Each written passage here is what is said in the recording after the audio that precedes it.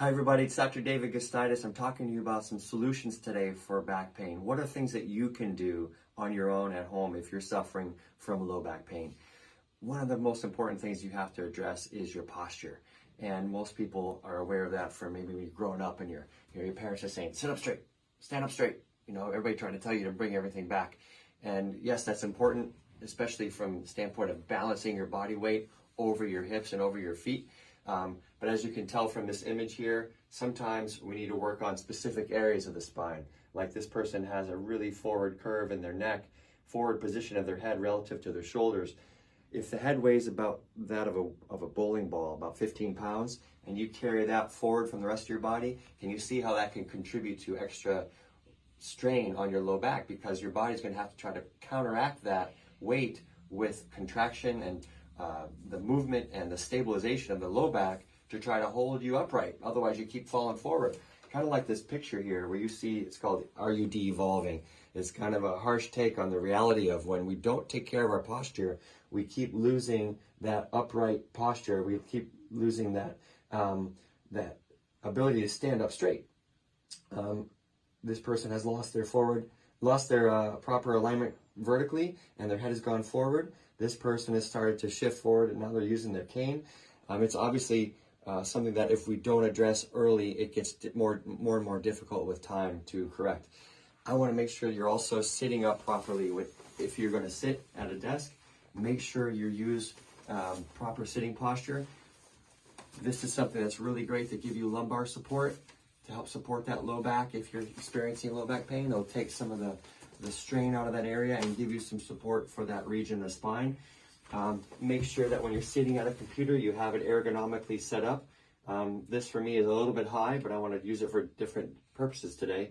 But try to keep it so that you have to look up instead of looking down.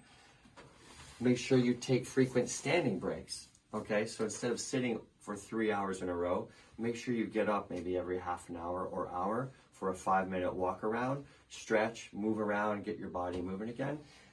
Standing desks are great. So this would work better for a standing desk, okay?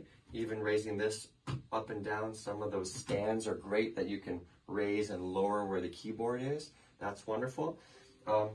Another suggestion I have for you today is how you carry a backpack. When we carry a backpack in the back like this, especially see the little kids today with 15, 20, 30, sometimes 40 pounds worth of books holding them back. So if this is dragging me down, what do I have to do with my posture? I have to slouch forward to counteract. If this is going that way, something else has to go this way to keep me balanced, right? Otherwise, I'm going to be pulling backwards. I'm never going to be able to hold myself upright. So my suggestion, and it's very unorthodox, but especially if you're dealing with low back pain, then go ahead and give yourself the opposite. If you're the typical person who's slouching forward, if you put this weight of the backpack in the front, it's going to force you to pull the opposite direction to keep you upright. At a minimum, don't carry the backpack on one shoulder, because what's that going to do? It's going to make you asymmetrical, leaning to the one side more than the other.